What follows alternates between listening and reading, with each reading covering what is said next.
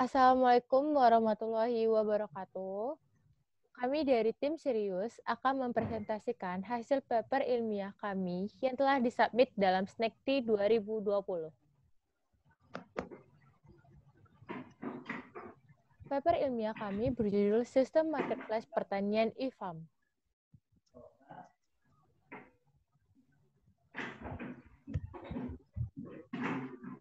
Dalam tim ini terdapat 3 anggota dan 1 dosen pembimbing. Yang pertama adalah saya, Atia Mutiara Dinasvi, sebagai ketua kelompok. Saya Nabila Rizkia sebagai anggota. Saya Vita Maulani Mahfud sebagai anggota. Dan terdapat Ibu Sri Mulya sebagai dosen pembimbing paper ilmiah e-Farm. Kita akan mulai pembahasan tentang latar belakang e-Farm. Latar belakang terbentuknya sistem marketplace pertanian e-Farm adalah petani masih kesulitan untuk mendistribusikan hasil bahan pangannya. Masyarakat juga seringkali memilih berbelanja langsung dengan produsen dikarenakan harga yang relatif murah dari pasaran dan kondisi yang masih segar. Aplikasi marketplace pertanian ini diharapkan akan membantu masyarakat serta petani baik sebagai pembeli maupun penjual untuk membeli dan mendistribusikan jualan mereka dengan cepat dan mudah.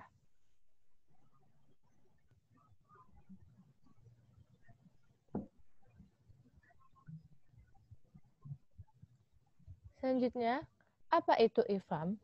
E-Farm ini adalah aplikasi marketplace yang dapat membantu masyarakat dari segi efektivitas dan efisiensi di bidang pemasaran serta ekonomi. Aplikasi e-Farm ini diharapkan mampu membantu pembeli agar tidak kesulitan mendapatkan sayur, daging, dan kebutuhan pokok lainnya, serta mampu membantu petani menghasil kebutuhan pokok tersebut untuk mendistribusikannya ke jangkauan yang lebih luas.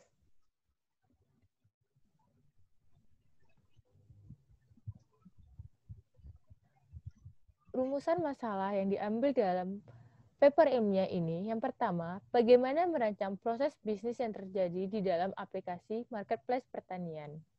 Yang kedua, bagaimana merancang e-commerce e-farm untuk membantu pelaku bisnis pertanian agar memiliki kesamaan informasi. Tujuannya, yang pertama, mengetahui apa saja yang diperlukan untuk merancang aplikasi e-farm. Yang kedua, mengetahui penyelesaian masalah utama secara efektif dan efisien menggunakan aplikasi e-Farm. Yang ketiga, mengetahui faktor dari segala aspek dalam pembuatan dan pengembangan aplikasi e-Farm. Yang keempat, mengetahui perancangan proses bisnis yang dapat dilakukan di aplikasi e-Farm. Selanjutnya akan dijelaskan oleh Nabila.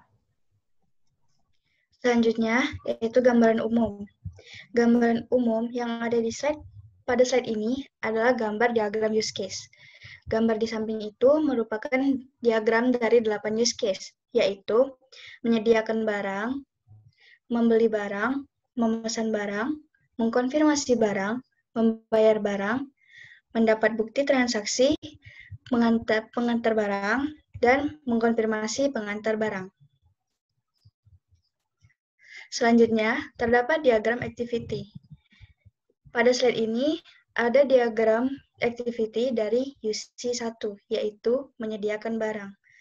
Pada diagram activity ini, ada timbal balik dan interaksi antara petani dan juga sistem, berkaitan dengan cara membuka halaman mulai berjualan dan menampilkan halaman mulai berjualan.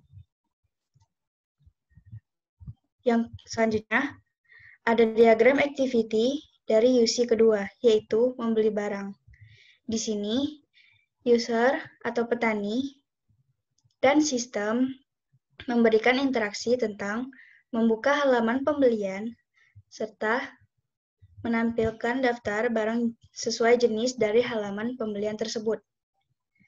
Pada UC ketiga, yaitu memesan barang.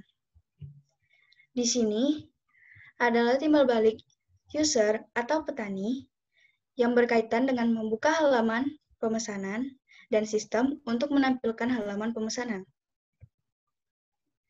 Selanjutnya, ada UC keempat, yaitu mengkonfirmasi barang. Di sini ada dua aktor dan juga sistem. Di sini, penjual menerima pesanan dari pembeli. Selanjutnya, sistem akan menampilkan halaman penerimaan. Pembeli di sini memiliki peran, yaitu menerima konfirmasi pada bagian akhir. Selanjutnya,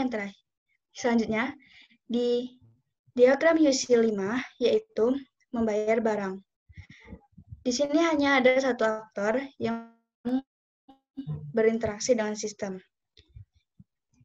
Di dalam UC ini, ada masuk ke halaman keranjang dengan sistem yang menampilkan halaman keranjang. Selanjutnya, akan dilanjutkan oleh Vita.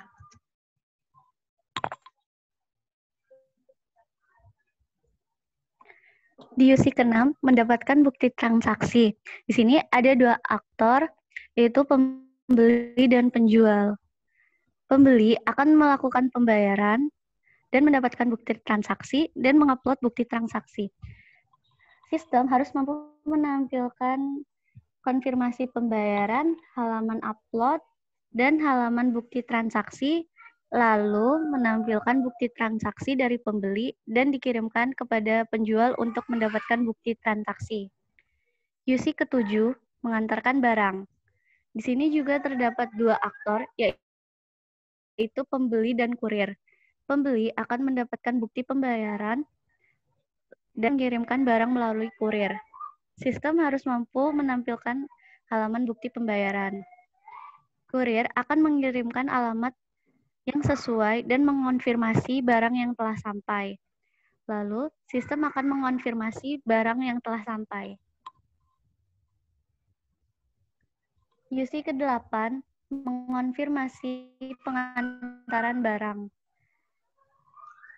Kurir akan membuka list pengantaran, memilih pengantaran yang telah diselesaikan, dan mengeklik pengantaran selesai.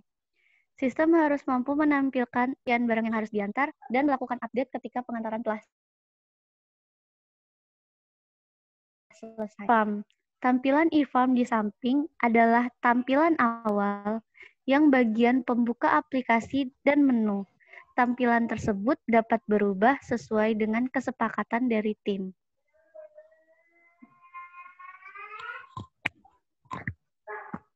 Kesimpulan.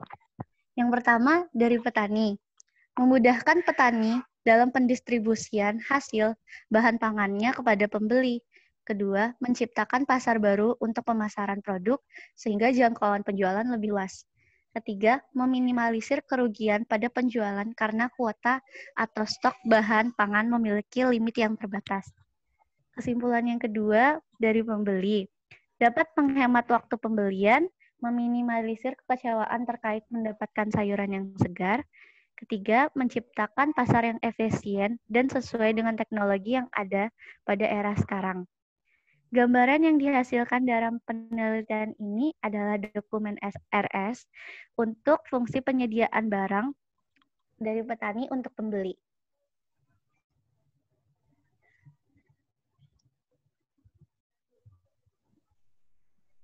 Baiklah, sekian presentasi dari tim serius mengenai paper ilmiah Sistem Marketplace Pertanian e-Farm. Kami harap paper ilmiah ini dapat menjadi ajuan atau rajukan kepada penulis-penulis makalah lainnya tentang pertanian yang akan dibuat di masa yang akan datang.